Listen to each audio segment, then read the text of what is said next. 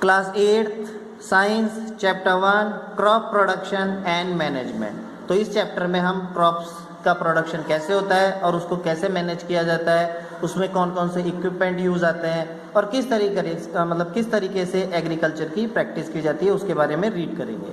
देखिए, Paheli and Boojho went to their uncle house during the summer vacation. Summer vacation के दौरान पहेली और बूझो अपने अंकल के घर गर्मियों की छुट्टी बिताने गए।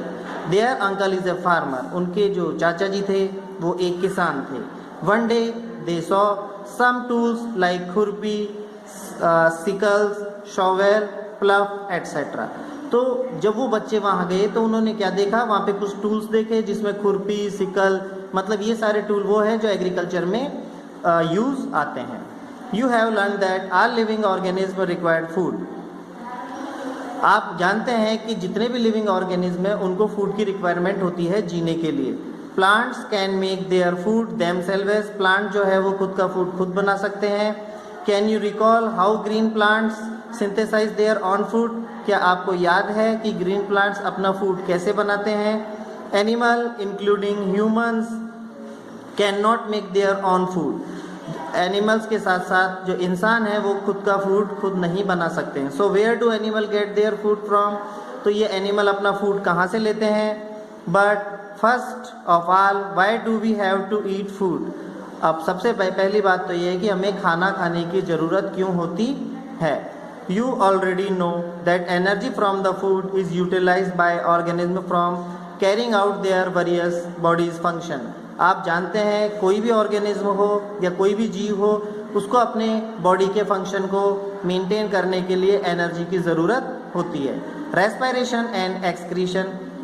अब इनमें जो प्रोसेस है बॉडी की वो है digestion, respiration and excretion. Digestion खाना का डाइजेस्ट करना, रेस्पिरेशन उस फूड को ग्लूकोज में चेंज करके बॉडी के हर पार्ट तक पहुंचाना, एक्सक्रीशन बॉडी से वेस्ट को बाहर निकालना। We get our food from plants और एनिमल और बोथ। हम हमारा जो भोजन है वो या तो प्लांट से लेते हैं या एनिमल से लेते हैं, या कहा जाए तो दोनों से ही लेते हैं। In order to provide food for a large population. अब हमारे देश की जनसंख्या काफ़ी ज़्यादा है तो इस बड़ी पॉपुलेशन के लिए फूड कैसे प्रोवाइड किया जाता है। रेगुलर प्रोडक्शन किया जाता है, मतलब लगातार खेती की जाती है। प्रॉपर मैनेजमेंट, सही तरीके से उन्हें मैनेज किया जाता है, सेफ रखा जाता है। And distribution is necessary. और जहाँ ज़रूरत होती है वहाँ डिस्ट्रीब्यूट कर दिया। नेक्स्ट टॉपिक है agricultural practice. When plant of the same kind are cultivated at one place on a large scale, it is called a crop.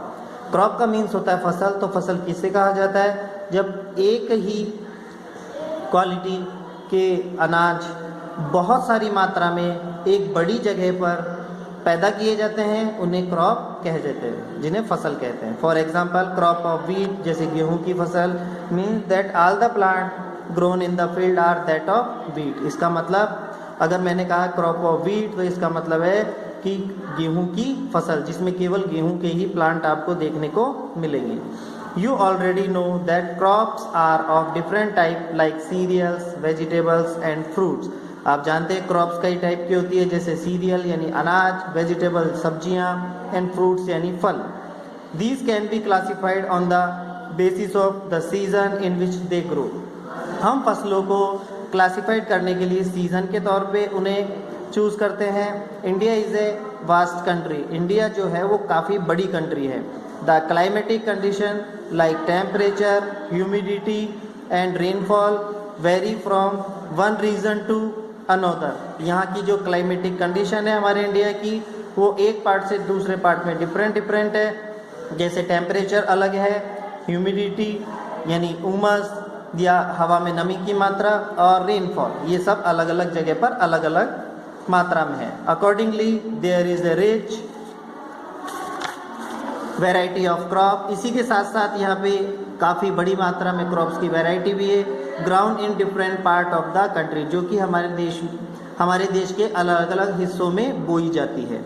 Despite this diversity two broad cropping pattern can be identify. These are, first है kharif crop और second है rabi crop. Now kharif crop, the crop which are sown in the rainy season are called kharif crop. The rainy season in India is generally from June to सितंबर. ये जो crop है ये rainy season में उगाई जाती है और रेनी सीजन इंडिया में जनरली जून टू सितंबर आता है. Paddy, maize, soybean, groundnut and cotton are kharif crops. ये सब इस खरीफ क्रॉप के एग्जाम्पल है. फिर आता है rabi crop. The crop grown in the winter season October to March. हमारे यहाँ winter season October to March होता है तो रबी क्रॉप इसी समय उगाई जाती है. All called rabi crop. Example of rabi crop are wheat, gram, pea, mustard and linseed. तो इसके एग्जाम्पल है wheat, gram, pea, mustard and linseed. Beside these pulses and vegetable are grown during summer at many places. तो गर्मियों के दिनों में कई जगह पर पल्सेस, दालें और वेजिटेबल्स भी उगाई जाती है. Basic practice of crop production. Cultivation of crop involve several activities undertaken by farmer over a period of time. तो क्रॉप का जो कल्टीवेशन है उसमें बहुत सारी प्रोसेस आती है जिसको करने में काफ़ी टाइम भी लगता है. You may find that these activities are similar to those carried out by a gardener और even by you when you grow ornamental plants in your house. अब यही प्रैक्टिस गार्डनर जो कि माली होता है वो अपने बाग में करता है और अगर आपके घर में ऑर्नामेंटल प्लांट्स है, सजावटी पौधे, तो आपको भी यही वर्क उसमें करना पड़ेगा. These activities to task as referred. ये एक टास्क है जिसको कैसे किया जाता है देखिए. To as agricultural practice. इसे एग्रीकल्चरल प्रैक्टिस बोला जाता है जिसमें कुछ स्टेप्स होती है. फर्स्ट है प्रिपरेशन ऑफ सॉइल. सबसे पहले हम सॉइल को प्रिपेयर करते हैं. सेकंड आता है सोविंग, फिर हम बीज बोते हैं. थर्ड आता है एडिंग मैन्योर और फर्टिलाइज़र, हम उसमें खाद डालते हैं. उसके बाद आता है इरिगेशन, हम उसकी सिंचाई करते हैं. प्रोटेक्टिंग फ्रॉम वीड्स, हम इसकी वीड्स हटाते हैं, खरपतवार को हटा देते हैं. फिर आता है हार्वेस्टिंग, हम फसलों को काटते हैं. और लास्ट ऑप्शन है स्टोरेज, उनको काटने के बाद दाने को सूखा करके और स्टोर किया जाता है.